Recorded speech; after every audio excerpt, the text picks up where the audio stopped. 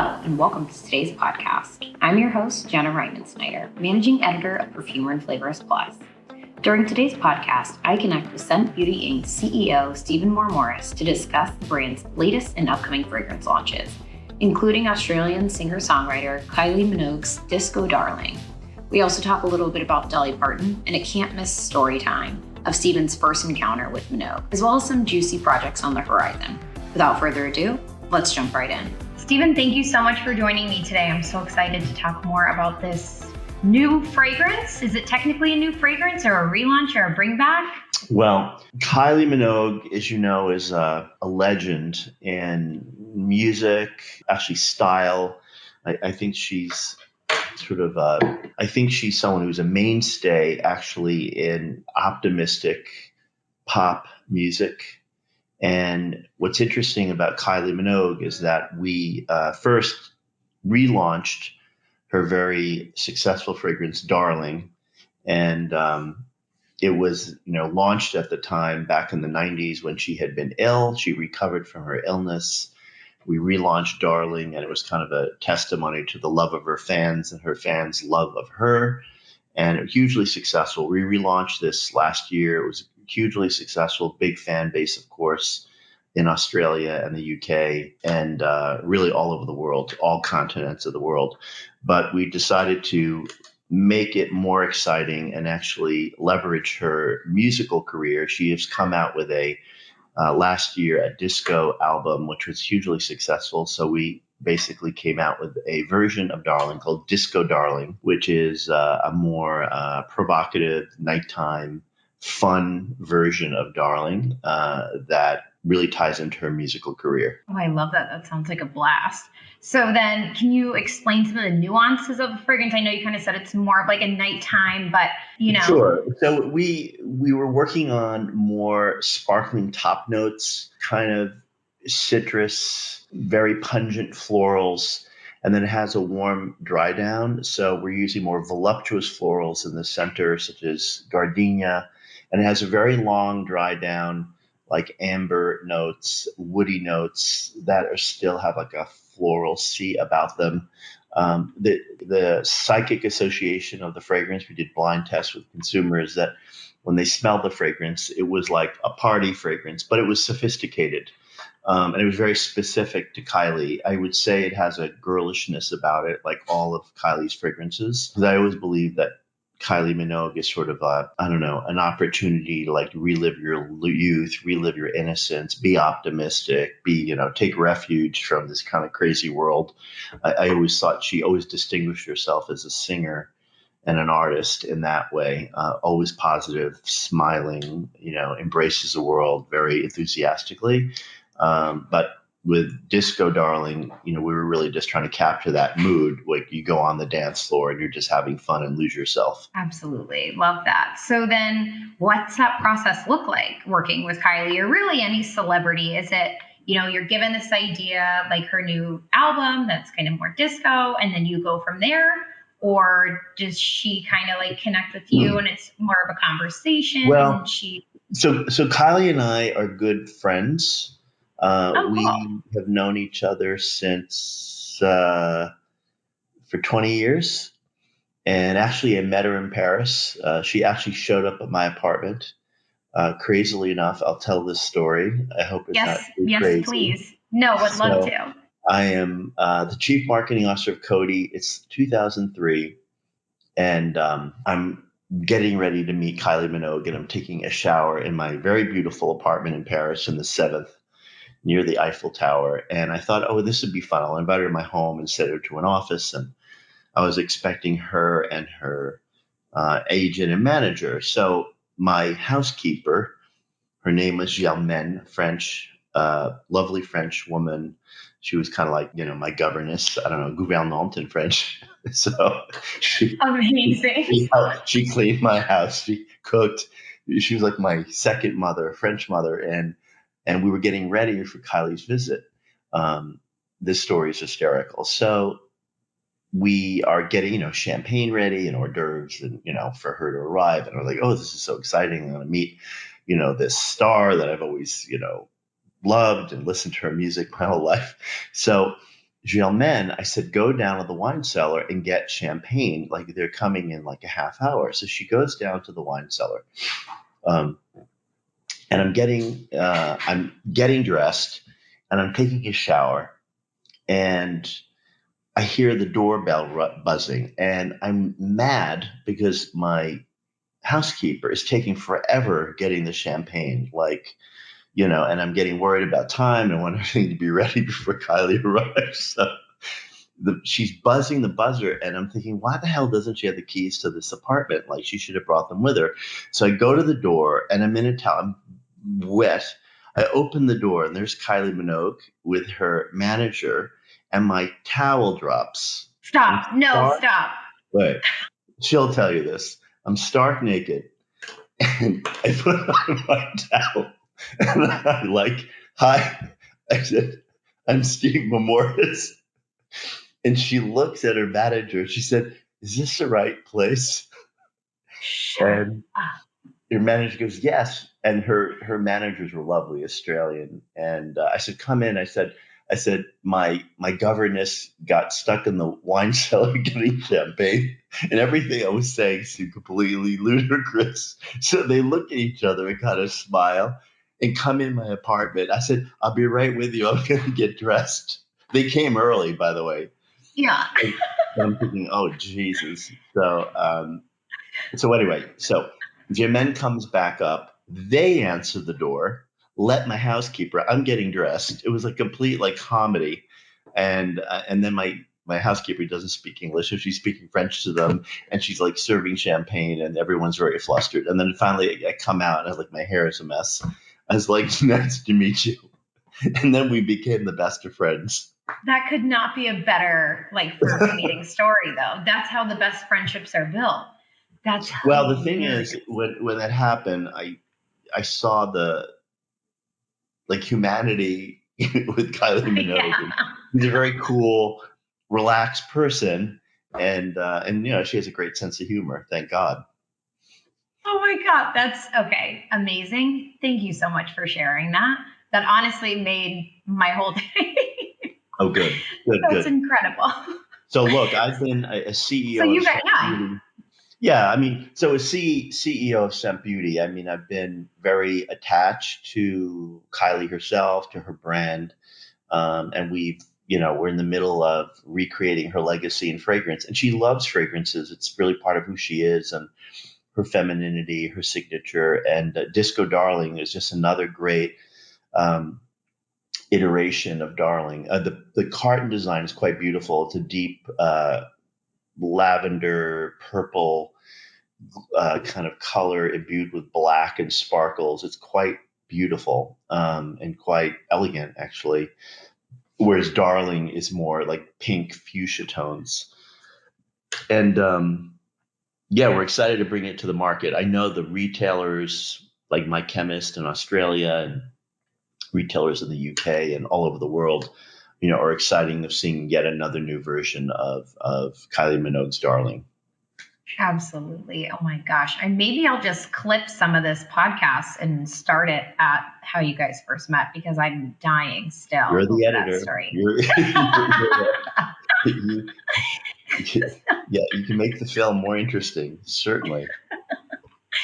So then thinking about Scent Beauty, and you all have these incredible launches that are so inventive, and you make sure that each has their own individual personality. What are you all seeing in terms of evolving trends and consumer demands for your fine fragrances? Yeah, many interesting trends. I mean, the big macro trends that you've heard continue to be true, that people are buying online, not going into stores as much, although there's been a resurgence in store traffic all over the world post-COVID. People want to get out and shop. But what has not changed is that people are out in stores, but the actual purchase is either being made on their phone, or it's being made at home after they've gone to a store. Or sometimes people are certainly buying on the e-commerce marketplaces like Amazon in record numbers. So the brands have to adapt to this marketplace, the new marketplace, sizes that work online, price points. So there's a kind of a commercial shift toward e-commerce marketing, whether it's the .com version of a Walmart or a Boots, or it's an actual .com store like Violet Grey that specializes in fine fragrances, but they're legitimate retailers, just as legitimate as brick and mortar. So that's a big, obvious trend, but worth stating, even for fragrance, which you can't smell online. Another, I'd say, big trend is we've seen the classic fragrances, the high-end institutional fragrances from France and Italy. Of course, Chanel, Dior, Hermes, Gucci, Prada. They've all maintained their allure and integrity as fragrance houses, and they continue to drive the category. I think they've always been well poised to create innovation and beautiful campaigns, beautifully constructed fragrances, great packaging, and they're sort of a mainstay of the fragrance industry, and they continue to be, particularly the French and Italian ones. I think in the American fashion, let's call it fragrance world, like Calvin Klein, Marc Jacobs, even German like Boss, they've not had as much success, I think, as the traditional French and Italian fragrance houses. So that sort of segment is weaker. There is a big resurgence of the celebrity, which was, a dirty word at one point because there were so many celebrity fragrances and they were lower in price, but there was sort of a go-to cliche in the industry among the industry professionals. Well, celebrity fragrances are over, but they are not over. They're resurging bigger than ever. I mean, we launched at Scent Beauty Dolly Parton's fragrance 2 years ago, hugely successful, continues to grow. She's extremely culturally relevant. She's the example of what I would call a mass market or accessible market brand that works at all price points for all consumers, because she just happens to be loved by everyone of all ethnicities, social levels, and because of her honesty and her authenticity. So we've seen celebrity fragrances alive and well. Big ones like Ariana Grande continue to do very well. And, there are even new TikTok stars coming out with fragrances, which are doing well. So there is an appetite for people being part of celebrities' lives in some way. And it's extending, by the way, from musical artists to TikTok stars to social media icons. So that segment is working. We also just launched Sabrina Carpenter.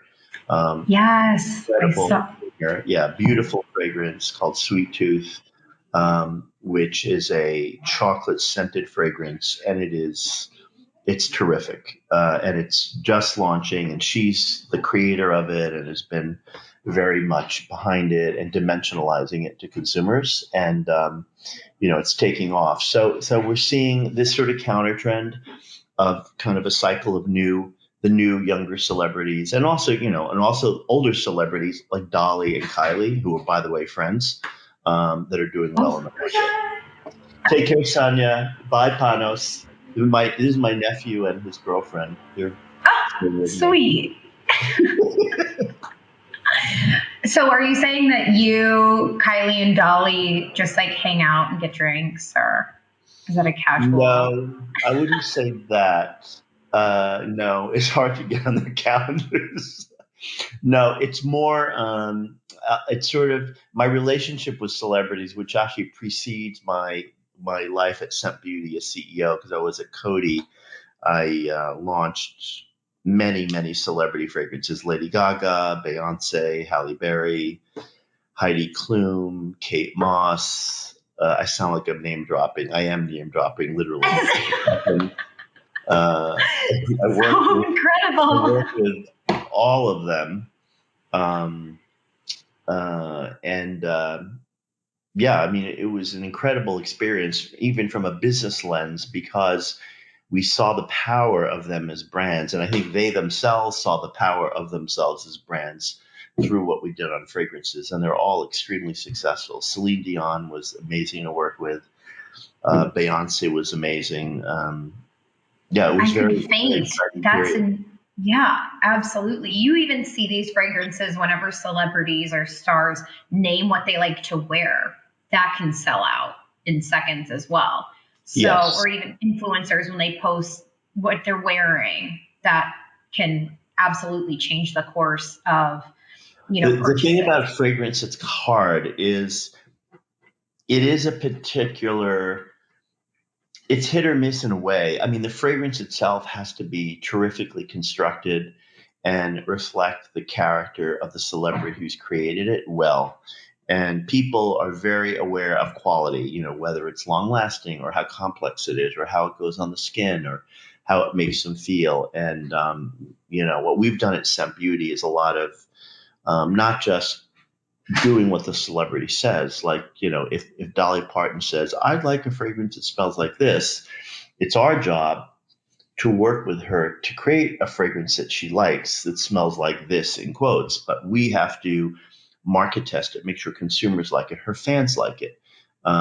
We have to make sure that it can reach a large audience. And that's what we do as a company. I mean, I've seen celebrities who have come to me and said, "Oh, I want a fragrance that smells like my fireplace in the winter in the 1960s when it's snowing." I was like, "Well, I'll make a bottle for you and put it in your vanity, but it won't sell."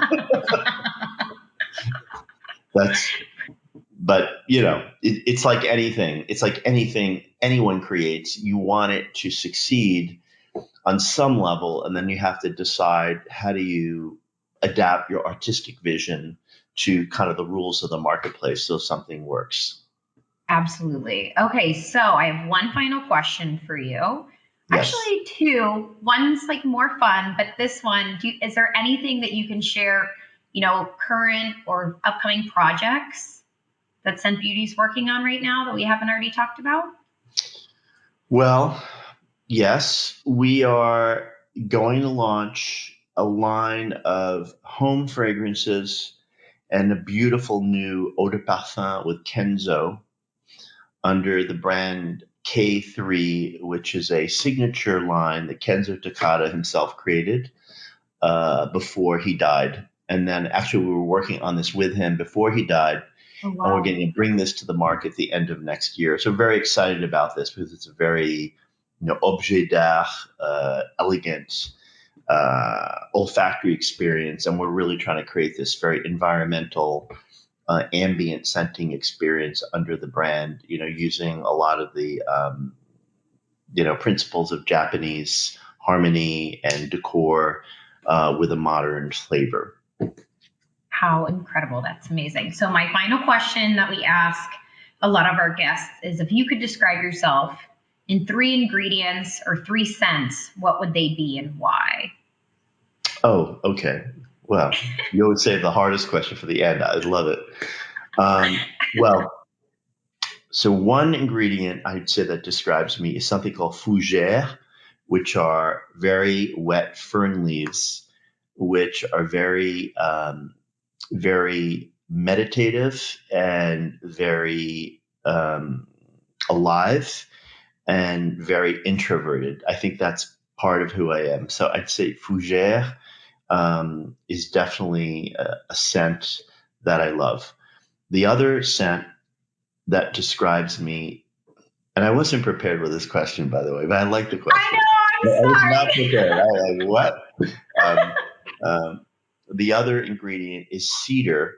And I think I love the scent of cedar. It's a very warm and dry scent. And I think it reflects this type of like calm strength I have and maybe, love of masculinity and something enduring. So I'd say cedar is a scent that I can identify with. I would sort of see myself in it, if that makes sense. And I think the third one would be iris. So I love irises. They're very, they have a very beautiful, subtle, sweet scent. I think they're very sexual, very sexy, and they're very rare, and they have a short bloom time in June. I like gardening also, but Oh my but gosh. iris, I think, is a scent that I think reflects my love of beauty and, seeing things in a kind of a sensual way. I mean, I'm in the beauty industry. I mean, I'm probably an anomaly. I don't know. I grew up in New York. I have Greek parents. I am, I guess, sort of half European, half American in my sensibility. But, I had, as my life as a child, I was going to Greece, and then I ended up, of course, in New York. Went to Princeton. Was educated in the U.S. Then I moved to France. Spent most of my life there. I was a rugby player. I was in the beauty industry. When's the biography coming out? This is I don't like know.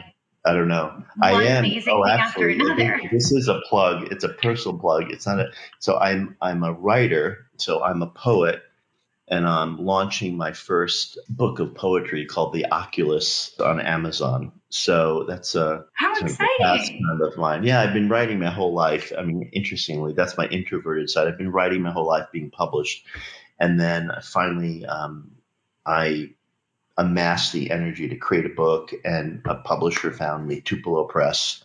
No big deal. Oh Yeah, my gosh, congratulations. thank you. Yeah, thank you. It'll be exciting. So this is new for me. But going back to your question, yeah, iris is an ingredient that I would associate with my love of beauty, and things that are sensual and sexual and very noble. I love it. I know it was a curveball, but those were incredibly thoughtful answers. Of Oh, course, you're a good. poet. So thank you so much. I appreciate it. And thank you for coming on today and talking about the new Kylie Minogue fragrance, as well as, Scent Beauty's upcoming projects and just all of your incredible insight. I'm so appreciative. Thank you so much. Great. Thank you so much to you. A special thanks to Scent Beauty's CEO, Stephen Mormoris, for that incredibly entertaining discussion. And thank you for tuning in. Until next time.